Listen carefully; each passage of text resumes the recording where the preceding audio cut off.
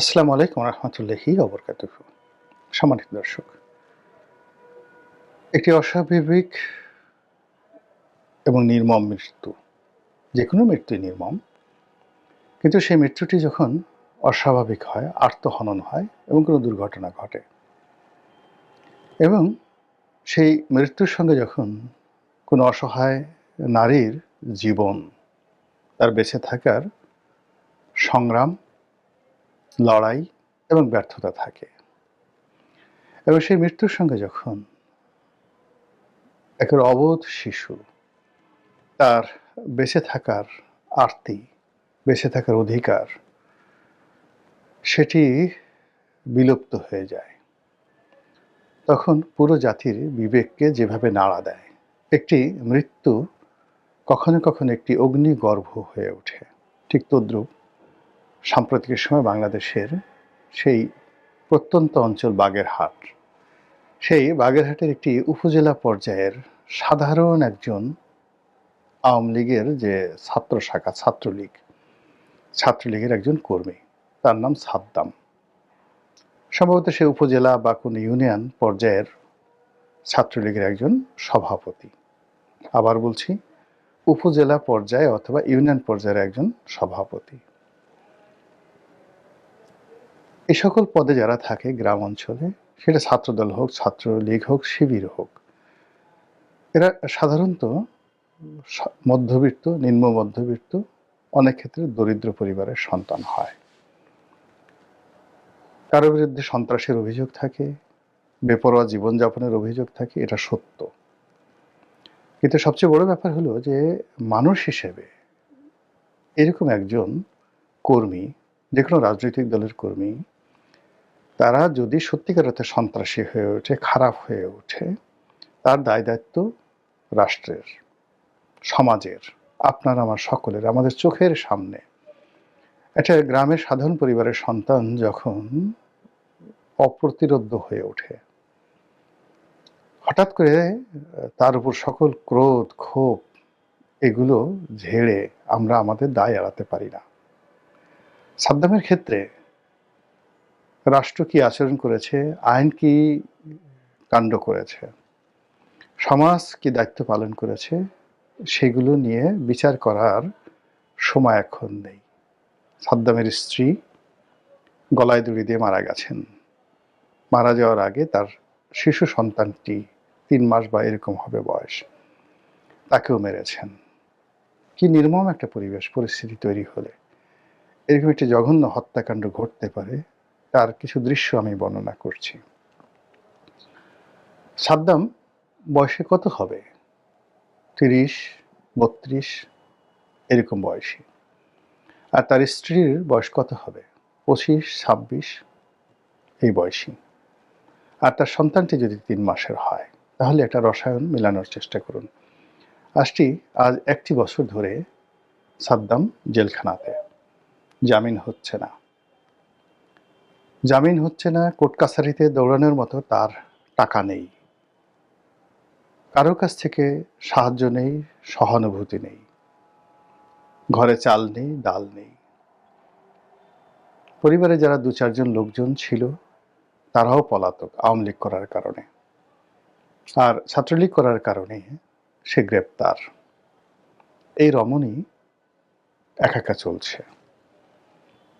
তাকে পথে ঘাটে লাঞ্ছিত হতে হচ্ছে তার যৌবনের জন্য, তার রূপের জন্য। আমি জানি না, ইপটিজিং যেটিকে বলা হয়। তাকে ভীত সন্ত্রস্ত হতে হচ্ছে হয়তো, যে আমি খাবো কি, পরবো কি। তার যদি এই সাদ্দামের সাথে প্রেম ঘটিত কোনো বিয়ে হয়, তাহলে তার পরিবার পরিজন তাকে পরিত্যাগ করেছে যে এরকম একটা ছেলের সঙ্গে তোর বিয়ে হলো, আমাদের সঙ্গে তোর কোনো সম্পর্ক নেই। সাদ্দামের পরিবার পরিজন যদি এই সময়টাতে সাদ্দামের কারণে দুর্ভোগ দুর্দশার শিকার হয়, তাদেরও ক্ষোভ গিয়ে পড়েছে সাদ্দামের উপর এবং এই মহিলাটার উপর। ফলে নিদারুণ এক অন্তর্জ্বালা, মর্মবেদনা প্রত্যেকটি মুহূর্তে এই মেয়েটিকে ধাওয়া করেছে এবং সেই মর্ম যন্ত্রণায় পড়ে সে কখনো কেঁদেছে, কখনো চিৎকার করেছে। সে এই পৃথিবীর মায়া ত্যাগ করার আগে, ফাঁসিতে ঝুলার আগে বহুবার চিন্তা করেছে এই কাজটি করা তার ঠিক হবে। সে তার প্রিয়জনের কথা চিন্তা করেছে, আবার কেঁদেছে।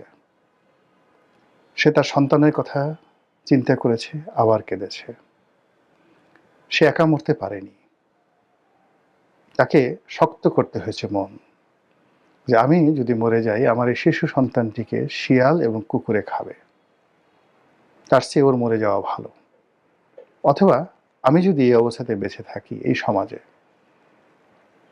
আমাকেও শিয়াল কুকুরের খাবে, আমার মাংসপেশি, আমার দেহ, আমার রক্ত, অস্থি মজ্জা তছনছ করে খাবে। মানুষের ভাষা, মানুষের চোখের চাহনি, মানুষের টিটকারি এমনভাবে এই মেয়েটির জীবন বিপর্যস্ত করে ফেলেছে যে ফাঁসির রশির মধ্যে সে তার মুক্তি খুঁজে পেয়েছে। এবং সেই মৃত্যু যখন অনিবার্য হয়ে পড়েছে, জানাজানি হয়েছে, আমরা সবাই আহত হয়েছি। এখন দ্বিতীয় ঘটনায় আসুন। সাধারণত এরকম একটা মর্মান্তিক মৃত্যু হলে সবার মন নরম হয়। দেখা গেল যে এখানে যে সাদ্দাম যে জেলখানাতে আছে, কারারুদ্ধ আছে, তাকে প্যারোলে মুক্তি দেওয়া হয়। সে কাজ করা হয়নি প্রশাসনের পক্ষ থেকে। ফলে কি হলো, জেলখানাতে বসে সেই কারারুদ্ধ সাদ্দাম যেন তার সন্তান এবং তার স্ত্রীর মুখ দেখতে পারে, এজন্য লাশবাহী গাড়ি সেই কারাগারে নেওয়া হয়েছে। বোঝার চেষ্টা করুন যে সাদ্দামের মনে তখন কি হয়েছে। সে কি মানুষ? ধরুন সে মানুষ না, ধরুন সে একটা পশু, একটা গরু, ধরুন সে একটা ছাগল, এমনকি ধরুন সে একটা হায়না। যদি একটা হায়না হয়, কিংবা ধরুন সে একটা আপনার অন্য ঘৃণিত প্রাণী, সজারু, আপনি মানুষ হিসেবে, আপনি যদি মানুষ হন, মানুষ হিসেবে কোন একটি গরু, কোন একটি ছাগল, কোন একটি সজারু, কোন একটি ভাল্লুক, যে প্রাণীকে আপনি খুব ঘৃণা করেন, এমনকি একটা শুয়োর, তার শিশু পুত্র এবং তার স্ত্রী, জীবন সঙ্গিনী, তাদেরকে আপনি মারলেন, মেরে সেই লাশ আবার তার সামনে আপনি নিয়ে গেলেন। বলেন তো আপনি কাজ পারবেন কিনা? এবং আপনি দৃশ্য যদি চিন্তা করেন যে একটা পশুর মনে কি ধরনের আবেগ এবং অনুভূতি তৈরি হবে। বহু আগে আমি হংকংয়ে ছিলাম 91 বা 92 সালে। তখন বাংলাদেশে আসলে এরকম যে টিভি চ্যানেলগুলো, যেগুলো যেমন ন্যাশনাল জিওগ্রাফিক চ্যানেল, অতটা জনপ্রিয় হয়নি। তো ওখানে রাতে আমি সেই ন্যাশনাল জিওগ্রাফিক চ্যানেল দেখছিলাম। তো সেখানে সারাটা রাত আমি কেঁদেছি। এত কান্না আমার কখনো হয়নি। সে কান্না হলো একটি পুরুষ জলহস্তী তার জীবন সঙ্গিনীকে হারিয়ে ফেলে, হস্তিনীটি মারা যায়। তো এর ফলে সেই পুরুষ জলহস্তিটি যেভাবে কাঁদছিল, যেভাবে তাণ্ডব করছিল, যেভাবে উথাল পাথাল করছিল, ও দৃশ্য দেখার মতো নয়। সারা রাত আমি স্মরণ করেছি এবং এখনো সেই দৃশ্য মনে আসলে চোখ ছলছল করে ওঠে। একটা পশু তার পরিবারের সদস্যের জন্য, তার আপনজনের জন্য কি করে, সেই যে দৃশ্য, সেই দৃশ্যের সঙ্গে যদি আপনি সাদ্দামের দৃশ্য তুলনা করেন, আমাদের সমাজ আমরা কতটা পশুত্বের পর্যায়ে নামিয়ে এনেছি। আইন দ্বারা, নীতি দ্বারা, ভীতি দ্বারা, কথা দ্বারা, অমানবিকতা দ্বারা আমাদের এই রাষ্ট্রটিকে, দেশটিকে আমরা কোন পর্যায়ে নিয়ে গেছি? আমাজনের জঙ্গল, আফ্রিকার জঙ্গল, নাকি অন্য কোনো সাপদ জঙ্গল? এই বিবেচনা আপনাদের উপর দিলাম। থার্ড, এই আওয়ামী লীগে কত মানুষ, তারা হাজার হাজার কোটি টাকা পাচার করেছিল, তো মিথ্যা কথা নয়। কত মন্ত্রী, কত এমপি, কত আমির, কত উমরা সারা দুনিয়াতে বেগম পাড়া গড়ে তুলেছে। তাদের নিউ ইয়র্কের মতো শহরে স্বর্ণকমল আছে, মানে ওই যে এরশাদ শিকদারের স্বর্ণকমল। তাদের চলাফেরা করার জন্য রোলস রয়েস আছে। পৃথিবীর সবচেয়ে দামি গাড়ি, এবং সেই রোলস রয়েস কোম্পানি শুধু গাড়ি নয়, অনেকের ইয়ট পর্যন্ত আছে এই আওয়ামী লীগের নেতাকর্মীদের। মন্ত্রী ছিল 1 বছর, 1 বছরের মধ্যে 10,000 কোটি টাকা চুরি করেছে, এরকম নজির আছে। ইংল্যান্ডে পালিয়ে আছে, আমেরিকাতে পালিয়ে আছে। পালানোর আগে হাজার হাজার কোটি টাকা দিয়ে তারা সেখানে তাদের প্রাসাদ গড়ে তুলেছে।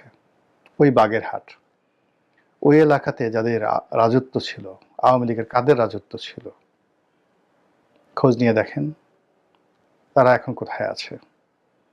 আমেরিকার মতো জায়গাতে শেখ হেলাল আছে, তার ছেলে তন্ময় আছে। ওই একটা পরিবার থেকে 3জন এমপি ছিল, 3জন না 4জন এমপি ছিল। গত 15টি বছর ধরে পুরো বাগেরহাট, খুলনা, পুরো এলাকার অঘোষিত মুঘল সম্রাট ছিল তারা। কোনো কিছুর অভাব তাদের নেই। সেখানে যদি এই মেয়েটি অন্য কোনো অভিযোগে আত্মহত্যা করত বা অন্য কোনো সমস্যার কারণে সে ভবলীলার সাঙ্গ করত, সেটা আলাদা ছিল। কিন্তু তার টাকা ছিল না, তার পেটে খাবার ছিল না, অভাব। সেই অভাবের কারণে সে গত 17টি মাস টিকতে পারেনি। আমাদের এই ফেসবুকে বলার চেষ্টা করেছে যে 17 বছর লুৎফুজ্জামান বাবর জেলখানাতে ছিল, কিন্তু তার স্ত্রীকে মরতে হয়নি। এর কারণ হলো বাবরের টাকা ছিল। আওয়ামী লীগ জমানাতে বহু মানুষ, বিএনপির বহু মানুষ জেলখানাতে ছিল, কিন্তু যারা জেলখানাতে ছিল তাদের পরিবারের কাউকে না খেয়ে মরতে হয়নি।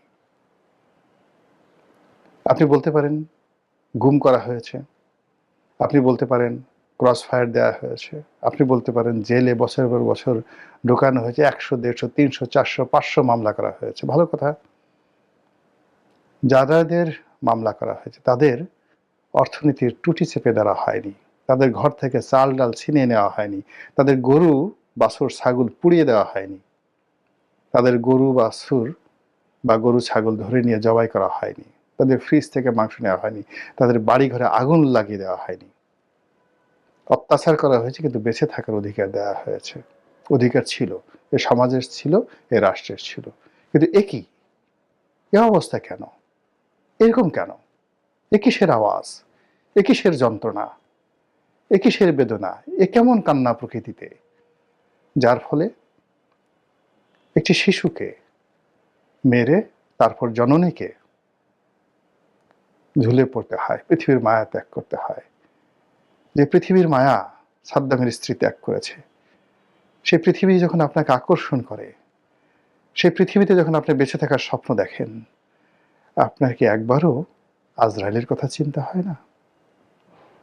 আপনাকে যদি দেখতো, ইতিহাসে সেই বিখ্যাত কথা, সেই বিখ্যাত কথা, কি বিচিত্র দেশ সেলুকাস, আলেকজান্ডারের কথা। আর এরকম ঘটনা যদি আলেকজান্ডার দেখতেন, সেলুকাসকে বলতেন, হ্যাঁ সেলুকাস, তুই মরে যা, তুই মরে যা। এবং এই ঘটনা ঘটবে পৃথিবীতে। কিভাবে ঘটবে? একটা সময় সমস্ত পৃথিবী কিয়ামতের আগে, কিয়ামত যখন হয়ে যাবে, কিয়ামতের পরে সমস্ত জানকাবাজ হয়ে যাবে। বাকি থাকবে শুধু আল্লাহ এবং আজরাইল। যখন আল্লাহ হুকুম দেবেন, আজরাইল, সমস্ত মাখলুকাতের জান তুমি কবাজ করেছ, এবার তোমার নিজের জানটা দাও। এবং শেষ সময় আল্লাহ বলবে, তুই মরে যা, তুই মরে যা। তখন সে মরে যাবে। একই অবস্থা আমাদের জন্য। এই পৃথিবী তৈরি হয়ে যাচ্ছে, এই বাংলাদেশ তৈরি হয়ে যাচ্ছে। আল্লাহ আমাদের সবাইকে হেদায়েত দান করুন, হেফাজত করুন। আসসালামু আলাইকুম ওয়া রাহমাতুল্লাহি ওয়া বারাকাতুহু।